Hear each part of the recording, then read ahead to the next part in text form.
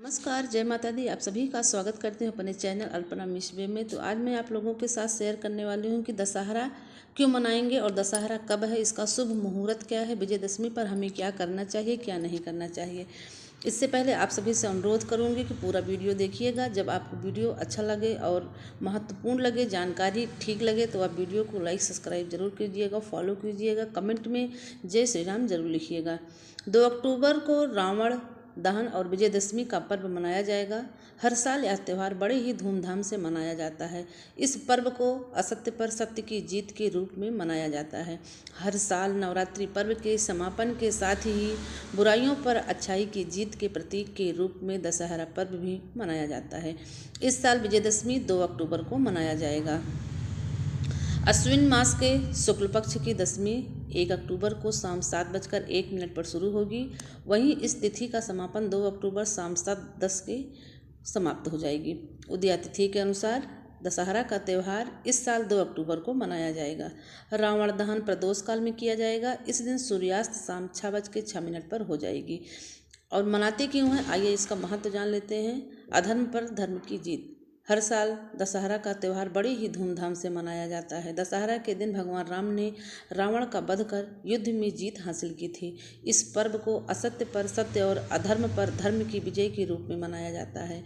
इस त्यौहार को विजयदशमी के नाम से भी जाना जाता है। मान्यता है कि इस दिन माता दुर्गा ने महिषासुर का भी वध किया था, इसीलिए ये शारदीय नवरात्रि की 10वीं तिथि से ये उत्सव मनाया जाता है। कई जगह पर इस दिन माँ दुर्गा की प्रतिमा का विसर्जन भी किया जाता है।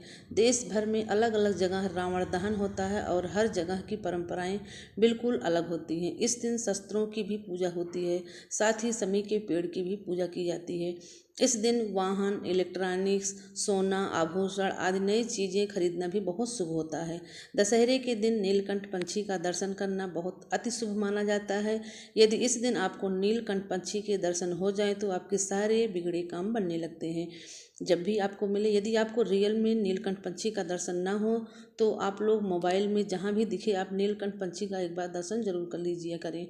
नीलकंठ पंछी को भगवान का प्रतिनिधि माना जाता है। दशहरे पर नीलकंठ पंछी के दर्शन होने से पैसों और संपत्ति में बढ़ोतरी होती है। दशहरे की तिथि जान लेते हैं कब है। 1 अक्टूबर शाम 7 बजे शुरू होगी और जो है 2 अक्टूबर को शाम 7:10 तक रहेगी। और जान लेते हैं कि दशहरे के दिन ब्रह्म मुहूर्त सुबह 4:48 से शुरू होगा। इस दिन दोपहर के समय पूजन का शुभ मुहूर्त है 1 बजे से 3 बजे तक।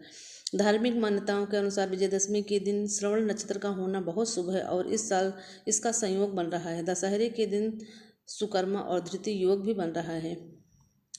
शस्त्रों की पूजा का शुभ मुहूर्त जान लीजिए। आपको दशहरे के दिन शस्त्र पूजा विजय मुहूर्त में की जाती है। इस दिन शस्त्र पूजा का शुभ मुहूर्त 2 बजे से दोपहर 2:56 तक रहेगा। पूजन की कुल अवधि 47 मिनट की है। दशहरे के दिन लंकापति रावण, उसके भाई कुंभकर्ण और पुत्र मेघनाथ के पुतलों का दहन किया जाता है।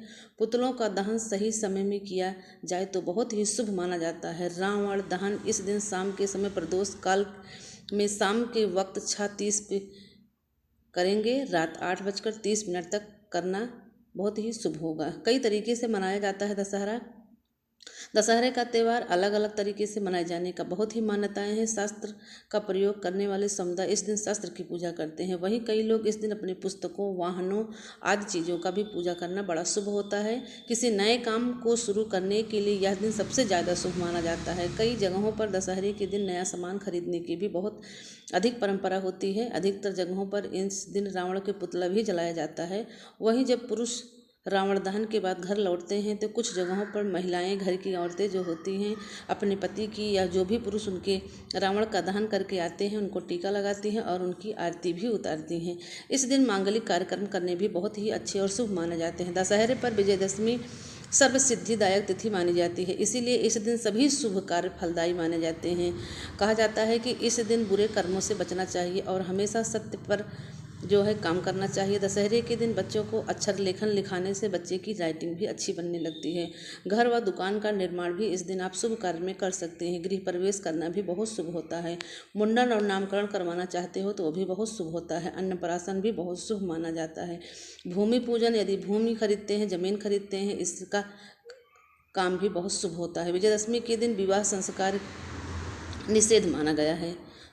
और विजयदशमी के दिन यानी कि दशहरे के दिन सुबह जल्दी उठकर नहा धोकर साफ कपड़े पहनना चाहिए। गेहूं या चूने से दशहरे की प्रतिमा बनाएं। गाय के गोबर से 9 गोले व 2 कटोरियां बनाकर एक कटोरी में सिक्के और दूसरे कटोरी में रोली चावल, जौ व फल रखें।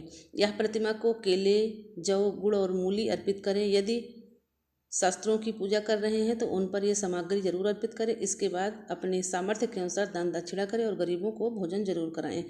रावण दहन के बाद समी वृक्ष की पत्ते अपने परिजनों को दे। अंत में अपने बड़े बुजुर्गों को छूकर उनका आशीर्वाद लें।